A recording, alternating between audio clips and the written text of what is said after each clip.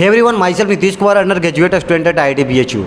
मैं आज paper attempting strategy एक वीडियो लेके आया हूँ कि कैसे एडवांस का पेपर आपको अटेम्प्ट करना चाहिए। नंबर है जो मैक्सिमम से मैक्सिमम आ सके, जितना आपका एफिशिएंसी है उससे 10 या 20 नंबर ज़्यादा आ सके। तो इसके रिगार्डिंग आज एक वीडियो लेके आया हूँ। चलिए हम लोग स्टार्ट करते हैं वीडियो को। तो हम लोगों ने कम्युनिटी पे पोस्ट डाला था कि आप लोगों को नेक्स्ट वीडियो किस चीज़ पे चाहिए। तो आप लोगों का सबसे ज़्यादा वोट आया पेपर अटेम्प्टिंग स्ट्रेटजी पे। हम लोगों ने उसमें क्वेश्चन आंसर पार्ट 2 भी डाला था, या आप लोगों को किसी टॉपिक पे वीडियो चाहिए तो उसे कमेंट में डालने के लिए बोला था। तो आप लोगों ने सबसे ज़्यादा पेपर अटेम्प्टिंग स्ट्रेटजी बोला है। और मुझे जहाँ तक लगता है कि जैसे जैसे एडवांस पास आ रहा है तो पेपर अटेम्प्टिंग स्ट्रेटजी बहुत जरूरी है, क्योंकि इस टॉपिक से तुम लोग एटलीस्ट अपना सिली मिस्टेक कम कर सकते हो, एडवांस के टाइम 10-20 नंबर बढ़ा सकते हो। तो स्टार्ट करते हैं इस वीडियो को। तो मैं बोलूँगा कि जैसे कि अभी तुम लोग पास्ट ईयर पेपर दे रहे होगे या इंस्टीट्यूट का जो भी है मॉक पेपर दे रहे होगे, तो मैं बोलूँगा यही मैं पिछला वीडियो में भी बोला था कि उसी टाइम में देना है जिस टाइम में एडवांस का पेपर होता है। 9 से 12, 2 से वही 5, जो भी होता है टाइमिंग, उसी टाइमिंग में आपको बैठना है। ये तो सबसे पहले आदत डाल लो, क्योंकि नहीं तो अपना आदत क्या होता है ना कि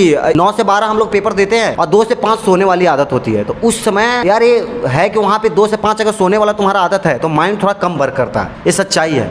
तो मैं बोलूँगा कि अभी 5-6 दिन जो टाइम बचा है, 6-7 दिन, ये तो पक्का तुम 9 से 12, 2 से 5 नहीं भी पेपर दे रहे हो, एक दिन गैप में पेपर दोगे तो जगने का आदत तो कम से कम रखना। उस समय तुम थ्योरी पढ़ लेना या कुछ पढ़ लेना, माइंड को चलाते रहना। मैं यही बोलूँगा कि कम से कम ये पहला मैं यही बोलूँगा कि ये पहले आप लोग को करना है। दूसरा मैं बोलूँगा कि कोई भी पेपर दो तुम तो मेरे ओपिनियन में टारगेट नहीं लेके जाओ कि मेरे को तो 140 नंबर लाने ही लाने हैं। या कोई बंदा बोलता है ना कि भैया मेरे को 130 लाना ही लाना है, कैसे लाऊं? ठीक है, कैसे लाऊं? अच्छी बात है कि यहाँ पे सोच रहे हैं, अभी मॉक पेपर में आप सोच रहे हैं। अगर फाइनल पेपर आप देने जाएं तो हम बोलेंगे टारगेट आपको लेके ही नहीं चलना कि क्या टारगेट लेके कितना नंबर मेरे को लाना है। क्योंकि हो सकता है कि जैसे कि 2016 की तरह पेपर टफ आ जाए, 2022 की तरह पेपर टफ आ जाए, 90 नंबर पे ही वो रैंक बन जा रही है जो 130 पे बन रहा है, और आपका 130 नहीं आया। उस चक्कर में पहले ही नहीं क्वेश्चन बने, आप वहाँ पे पैनिक कर गए और कुछ क्वेश्चन जो बनने वाले थे वो भी आप नहीं बना पाए कि पेपर मेरा खराब जा रहा है। पेपर 1 टफ था, पेपर 1 में आपसे क्वेश्चन नहीं बना, पेपर 2 ईजी आया, वो टेंशन ले लिए, पेपर 2 भी खराब बन गया। तो आपको टारगेट नहीं लेके चलना है। हो सकता है टफ आएगा, सबके लिए आएगा, कटअप सबके लिए नीचे जाएगा। यही तो एडवांस है कि टफ आता है तो सबके लिए आता है। तो टारगेट आपको लेके नहीं जाना है, जो होगा वहीं पेपर में देखेंगे, बात खत्म। बनना होगा बनेगा, नहीं बनना होगा नहीं बनेगा। जो क्वेश्चन हमसे नहीं बन रहा उसे स्किप करके निकलेंगे, वहां पे हमको फाइट नहीं करना। अच्छे क्वेश्चन है उसको रिस्पेक्ट देंगे, इज्जत देंगे कि हाँ भैया आप निकलिए, आपसे हमें नहीं लड़ना है, वहाँ पे हमें नंबर लाना है। यही सब बंदे गलती करते हैं कि उनका अगर सपोर्ट है, ट्रिगोमेट्री स्ट्रॉन्ग है तो ट्रिगोमेट्री का वहाँ पे क्वेश्चन आया वो बनाने लग जाता है, नहीं बनता तो नहीं कैसे बनेगा। यही तो मेरे को आता था। अरे भाई एडवांस हो, जिस चैप्टर से चाहेगा ना तेरे को फाड़ के रख देगा, वो सच्चाई है। तो इसीलिए जो चैप्टर तेरा स्ट्रॉन्ग भी है ना, हो सकता है उससे भी टफ क्वेश्चन आ जाए, उससे भी तेरा नहीं बने। तो डिप्रेस नहीं होना है कि भैया मेरा तो इलेक्ट्रो स्ट्रॉन्ग था, इसी से नहीं बन रहा, अब आगे क्या उम्मीद करूँ? नहीं, आगे बढ़ तू, हो सकता है ईजी आया हो। तो इस पर फोकस करना है। और मैं बोलूँगा कि सबसे पहले ये मुझे पहले ही बोल देना चाहिए था कि जब भी कोई भी पेपर दो आदत डालो, जैसे इंस्टीट्यूट का दो या किसी का, तो टाइम वो पहले देते हैं। तुम जाओगे ना तो डायरेक्ट स्टार्ट नहीं करेंगे, 15-20 मिनट पहले ही पेपर तुम्हारे स्क्रीन पे आ जाएगा। तो इंस्ट्रक्शन रहता है 10 मिनट 15 मिनट तुम्हें इंस्ट्रक्शन पढ़ने का मौका मिलेगा, तुम बोर भी हो जाएगा, 10 मिनट में जल्दी पढ़ लेगा। तो मैं बोलूँगा बहुत केयरफुली पढ़ना इंस्ट्रक्शन क्या है, क्योंकि ऐसा भी हो सकता है कि कभी कभी ये भी ना लिया है, कभी मुझे लग रहा है कुछ दिनों में एडवांस ये भी ना लिया है। ऐसा इंस्ट्रक्शन बनाए, अगर गलत हुआ तो -2 और नहीं भी बनाया तो -1, कुछ छोड़ के भी गया तो -1, उसके लिए कोई बड़ा बात नहीं है, ये लेके भी आ जाएगा। ये मैं देखा था, ये मॉक पेपर रेजिडेंस का मॉक पेपर में आ गया था ऐसा इंस्ट्रक्शन। तो हमने पढ़ा नहीं था और गलती कर दिया था। और इसमें क्या था ना कि जैसे क्वेश्चन बनाओगे तो 4 नंबर मिलेंगे, गलत किए तो -2, और क्वेश्चन छोड़ के गए मतलब कोई ऑप्शन नहीं टिक किया तो 0 होना चाहिए, लेकिन -1 था। ये रेजिडेंस का था पेपर, एक मैंने दिया था तो मेरे को पता है। तो इसमें जिसका बंदा का 0 भी आ रहा था ना, वो एक रैंक ला रहा था। इसलिए मैं बोलूँगा कि एडवांस कुछ भी कर सकता है, गेम खेल सकता है। इसलिए इंस्ट्रक्शन पढ़ लेना, वो पढ़ ही लोगे तुम लोग, मैं मानता हूँ, क्योंकि वो 10 मिनट शुरू का फालतू का ही देता है। उसमें तुम्हारा क्वेश्चन खुलेगा ही नहीं, पहले इंस्ट्रक्शन ही खुलेगा, उसके अलावा कुछ खुल भी नहीं सकता। और मैं बोलूँगा कि कहीं भी अगर तीसरा मेरे को लगता है कि जो तुम लोग को समझना चाहिए इस बात पर, तुम लोग भी जानते हो कि कभी कभी क्वेश्चन क्या होता है ना कि फंस जाओगे, तुम कैलकुलेशन में फंस जाओगे या कोई चीज़ में फंस जाओगे, तो कभी कभी ऑप्शन से भी खेलने का कोशिश करना है यार। मेरा ओपिनियन है कि कभी कभी ऑप्शन से तुम ट्राई करने की कोशिश कर, फंस गया ऑप्शन पुट करो, सेटिस्फाई कर रहा है कि नहीं, लास्ट में अगर निकल गया तो गेम खत्म, वहीं पे निकलो ऑप्शन से। कभी कभी ऑप्शन से भी खेला जाता है, एडवांस का पेपर है।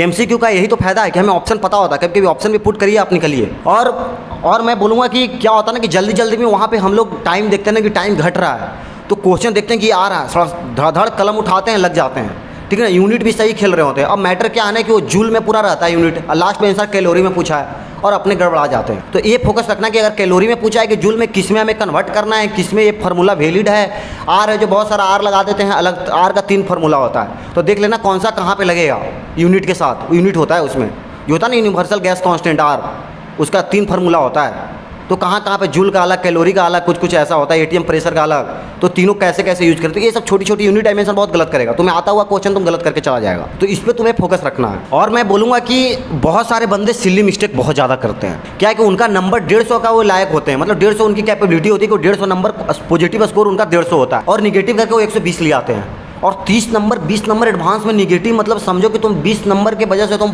10,000 या मैं मान के चलो कि 9,000 रैंक पीछे जाएगा तुम। और एडवांस में 16 या 18,000 सीटी होता है, और उसमें 9,000 पीछे चल गया, ऐसे ही 130 पे तुम्हारी रैंक 5 या 6,000 बनने वाली है, 9,000 पीछे गया, 9 5 14 सीधे मान ले तुम, तो 14-15,000 फिर वही है कि ब्रांच नीचे मिलने लगेगा फिर।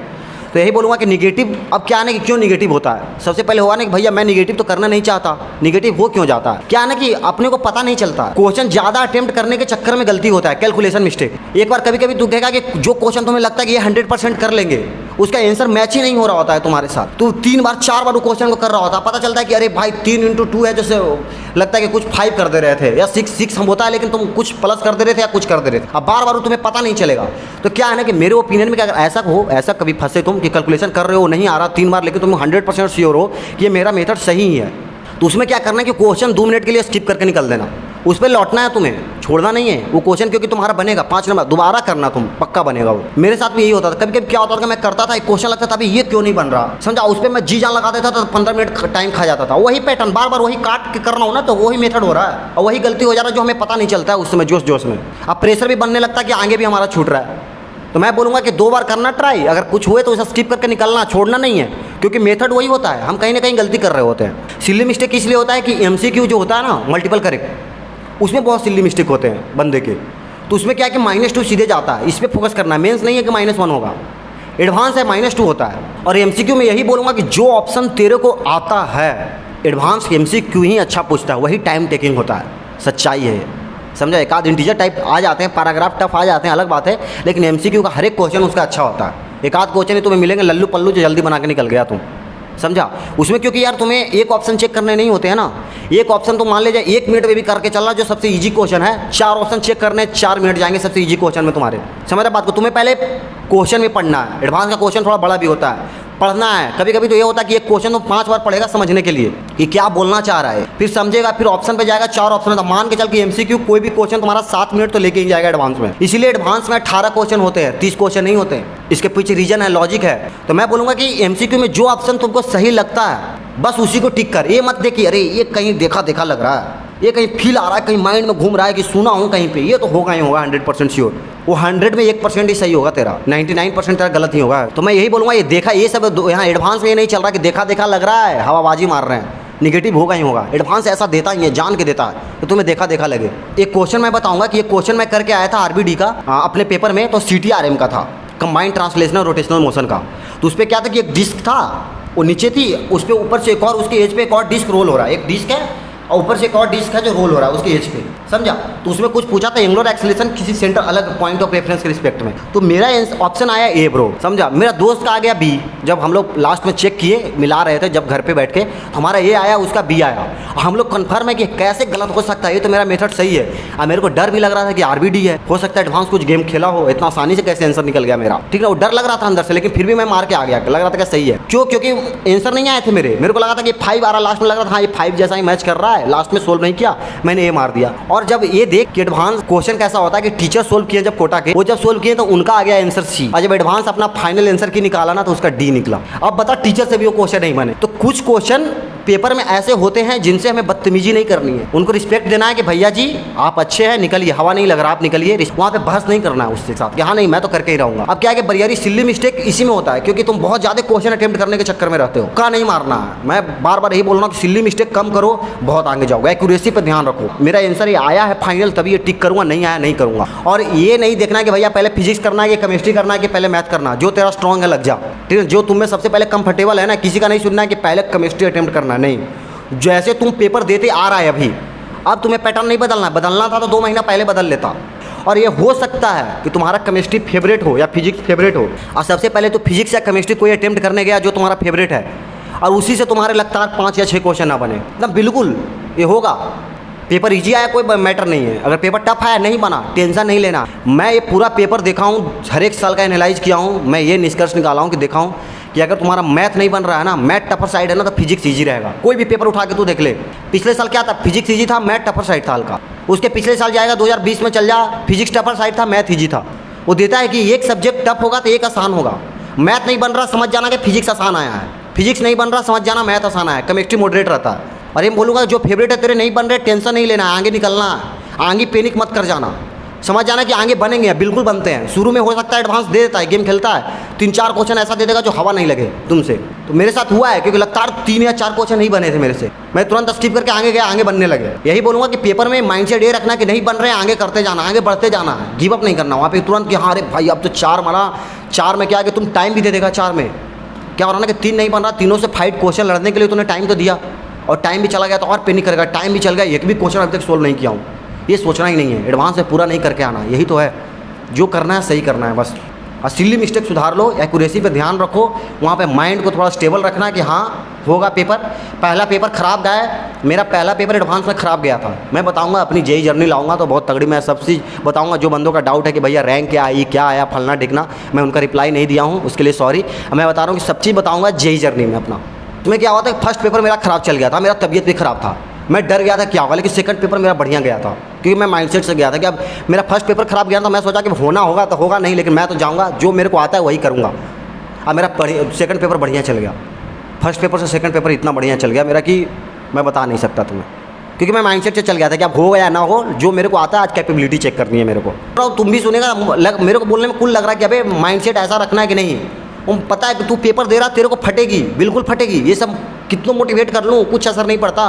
मैं भी बहुत सारा मोटिवेशन देखा था, कुछ असर नहीं पड़ता। ये तुम्हारी वहाँ फटनी तय है, फटेगी, वो तुम्हें भी पता है सच्चाई, लेकिन तुम्हें उसे झेलना है।